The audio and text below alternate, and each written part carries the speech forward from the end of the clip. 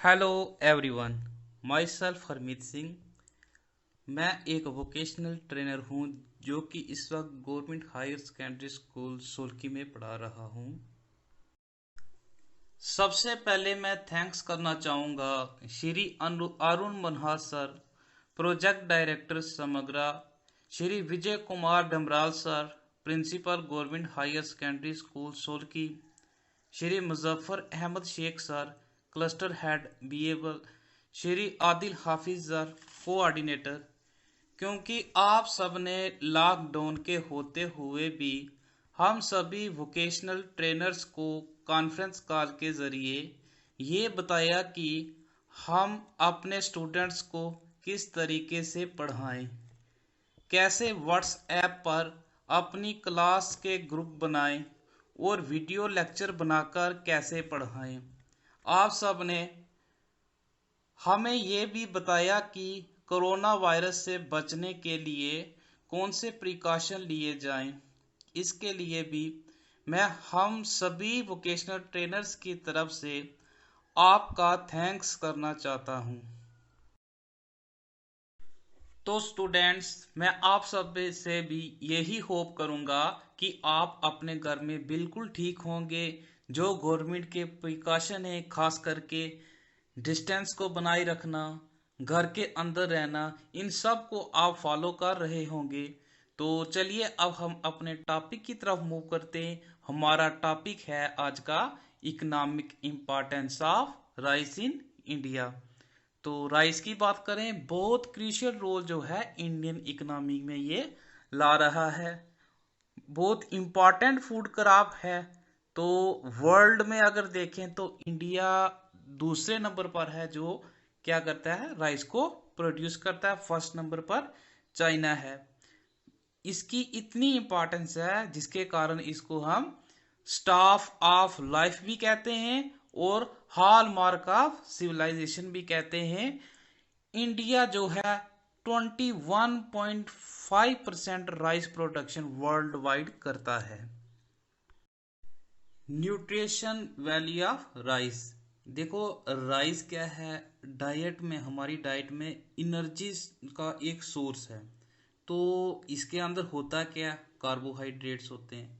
अब इससे क्या होता है, देखो राइस एक इंस्टेंट एनर्जी सोर्स है। इंस्टेंट एनर्जी का मतलब कि जैसे ही आपने खाना खाया उसके ठीक 20-25 वैल्यू ऑफ राइस।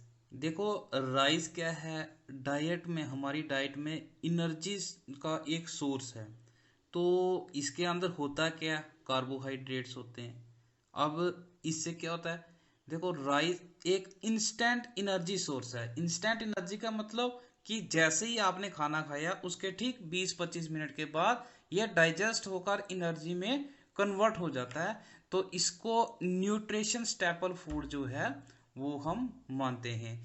तो राइस के फ्लोर की बात करें, वो स्टार्च में रिच है। तो वो बहुत सारे घर में हमारे खाने हैं उनमें बनाने के काम आता है। ये हम मिक्स करते हैं, मिक्स करके जो है, जैसे मान लो आपने घर में कभी पकोड़ा ही बनाना है तो उसमें भी आप बेसन में राइस फ्लोर डालोगे, मिक्स करोगे तो उससे आप घर के फूड मटेरियल्स कुछ भी आप बना सकते हो।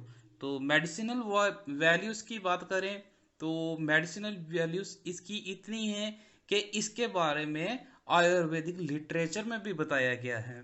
देखो, जैसे जो बीमारियां कभी कभी इनडाइजेशन हो जाए या डायबिटीज के पेशेंट्स को, इसके बाद आर्थराइटिस जिसे गठिया रोग कहते हैं, इन सब पेशेंट्स को राइस हम खाने को कहते हैं। अब जो है राइस की कुछ वैरायटीज हैं जिनका यूज़ मेडिसिनल है। तो सबसे पहली वैरायटी हमारी कौन सी है, उसको कहते हैं गथुन। तो इसके जो ग्रेन्स हैं रियूमेटिज्म के पेशेंट को दिए जाते हैं। रियूमेटिज्म भी जो गठिया रोग है उसी को कहा जाता है। अब अल्चा, तो अल्चा वैरायटी के ग्रेन्स जो हैं वो पका कर किसको दिए जाते हैं, जो प्रेग्नेंट वुमेन है, ताकि उसके अंदर मिल्क की कमी ना हो। ऐसे ही एक वैरायटी है लाइचा। लाइचा एक्चुअल में एक बैक्टीरियल स्किन इन्फेक्शन है।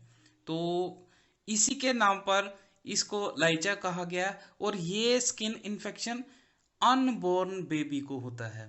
तो उस बेबी को अनबॉर्न है जो कि उसको ये बीमारी ना हो जाए, इसलिए ये लाइचा की वैरायटी जो है उसको दी जाती है।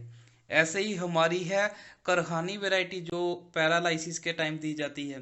तो ऐसे महाराजी है, महाराजी जो है वो दी जाती है वुमेन्स को डिलीवरी के बाद।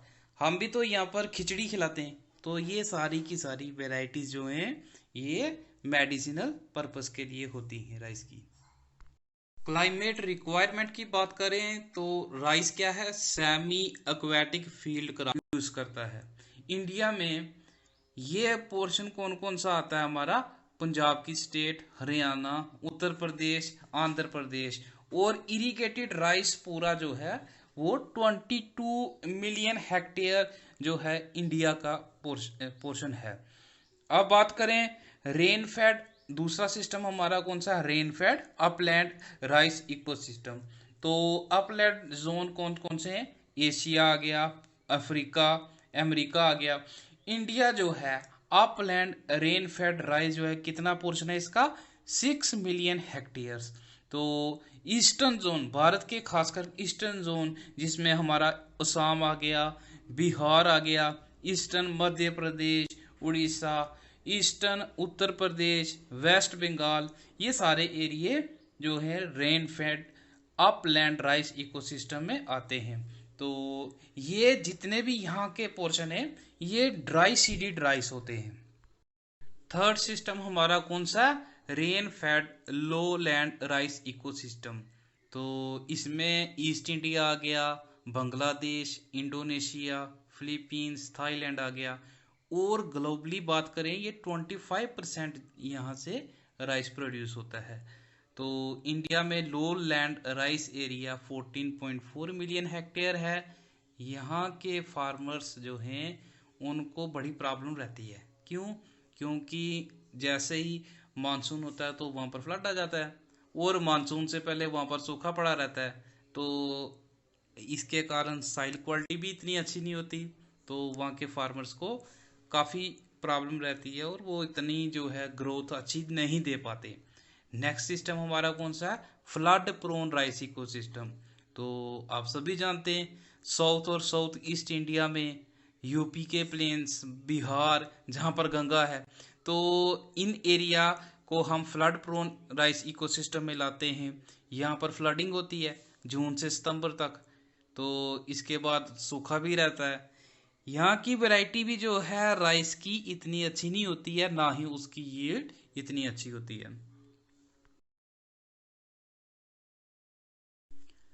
Thanks for watching. और आपको एक बार फिर मैं कहूँगा कि जैसे गवर्नमेंट ने प्रिकॉशन दिए उनको फॉलो करो। ये जो वीडियोस हम बना रहे हैं इनको काफ़ी टाइम लगता है बनाने में, बड़ी मेहनत करनी पड़ती है। फिर भी अगर आप ना पढ़ो तो अच्छी बात नहीं है, आपको पढ़ना चाहिए। ठीक है, तो आप पढ़ें और wish you all the best. का टेक्सचर कैसा है, साइल का कलर कैसा है, उसकी physical property, chemical property, biological property कैसी है, इस सब पर हमारी क्रॉप की यील्ड जो है डिपेंड रहती है। इस टेबल में हमने राइस क्रॉपिंग सीजन की बात की है।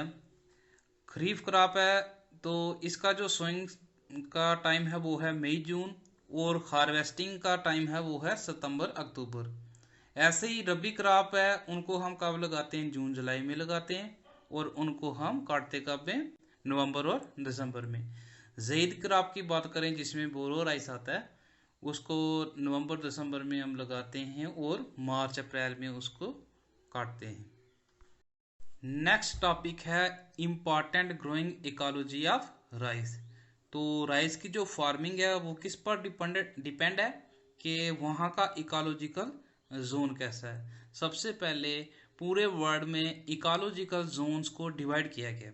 सबसे पहला कौन है, इरिगेटेड राइस इकोलॉजी सिस्टम। तो इसमें जो है ये खास करके वो पोर्शन आता है ईस्टर्न एशिया का, और 75% जो है ये ग्लोबली राइस को प्रोड्यूस करता है। इंडिया में ये पोर्शन कौन कौन सा आता है हमारा? पंजाब की स्टेट, हरियाणा, उत्तर प्रदेश, आंध्र प्रदेश। और इरिगेटेड राइस पूरा जो है वो 22 मिलियन हेक्टेयर जो है इंडिया का पोर्शन है। अब बात करें रेन फेड, दूसरा सिस्टम हमारा कौन सा? Rain fade upland rice ecosystem. तो अपलैंड जोन कौन कौन से हैं? एशिया आ गया, अफ्रीका, अमेरिका आ गया। इंडिया जो है अपलैंड रेन फेड राइस जो है कितना पोर्शन है इसका? 6 मिलियन हेक्टेयर्स।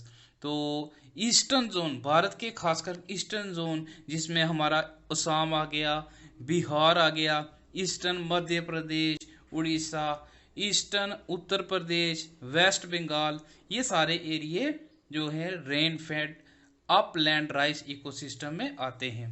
तो ये जितने भी यहाँ के पोर्शन है ये ड्राई सीडेड राइस होते हैं। थर्ड सिस्टम हमारा कौन सा? रेन फेड लो लैंड राइस इकोसिस्टम। तो इसमें ईस्ट इंडिया आ गया, बांग्लादेश, इंडोनेशिया, फिलीपींस, थाईलैंड आ गया। और ग्लोबली बात करें ये 25% यहाँ से राइस प्रोड्यूस होता है। तो इंडिया में लो land rice area 14.4 million hectare है।